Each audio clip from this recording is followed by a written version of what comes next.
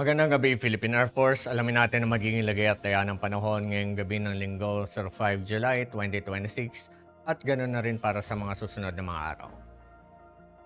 Sa kasalukuyan, ang easterlies ang patuloy na makakaapekto sa eastern section ng Luzon, ganoon na rin din sa bahagi ng Visayas. Samantala, ang nalalabing bahagi naman ng ating bansa, asahan naman natin ang mga localized thunderstorms.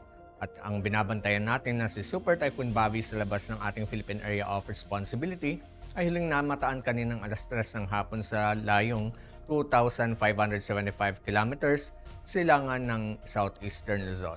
Ito ay may lakas ng hangin na 205 kilometers per hour mula sa sentro at pagbugso na 250 kilometers per hour. Ito ay kumikilos northwestward sa bilis na 20 kilometers per hour. Sa ngayon, ay malayo pa naman ito sa ating Philippine Area of Responsibility at wala pa itong direktang epekto sa ating bansa, ngunit inaasahan sa darating na Miyerkules na papasok ito ng ating PAR.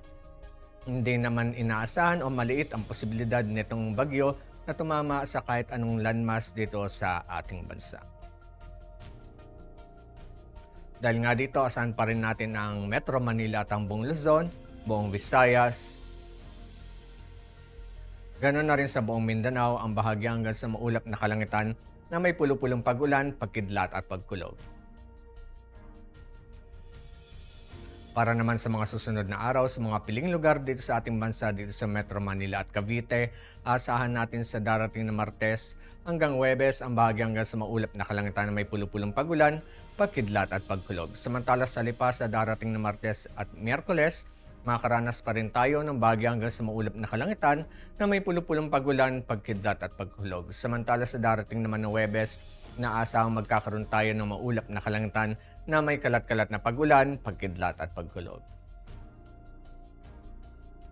Para sa Angeles, magmula Martes hanggang Huwebes, inaasahan ng bahagi hanggang sa maulap na kalangitan na may pulo-pulong pag-ulan, pagkidlat at pagkulog. Samantala sa Puerto Princesa at Kalayaan Islands, sa darating na Martes at Miyerkules, inaasahan pa rin ang bahagya hanggang sa maulap na kalangitan na may pulo-pulong pag-ulan, pagkidlat at pagkulog. Samantala pagdating naman ng Huwebes, makakaranas naman tayo ng maulap na kalangitan na may kalat-kalat na pag-ulan, pagkidlat at pagkulog.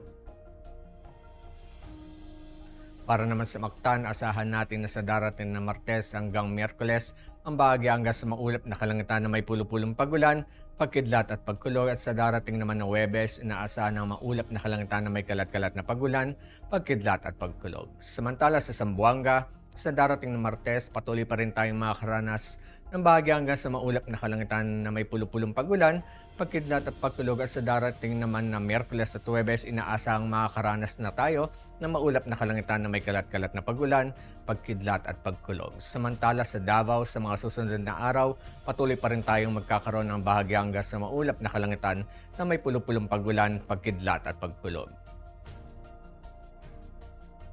Ang haring araw ay lulubog ng 06:30 p.m.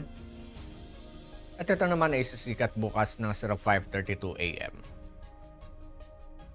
Para naman sa ating moon illumination, 73% decreasing. At para manatiling updated sa lagay at taya ng panahon, i-follow lamang ang Air Force Weather Center sa aming mga official social media accounts. Yan lamang pong latest update mula sa ating lagay ng panahon. Sa ngalan ng aming commanding officer na si Colonel Hermelino T. Calubiran Jr., Philippine Air Force General Staff Corps, ako po si Staff Sergeant Salcipuedes, Philippine Air Force Weather Broadcaster ng Air Force Weather Center. Muli magandang gabi, Philippine Air Force.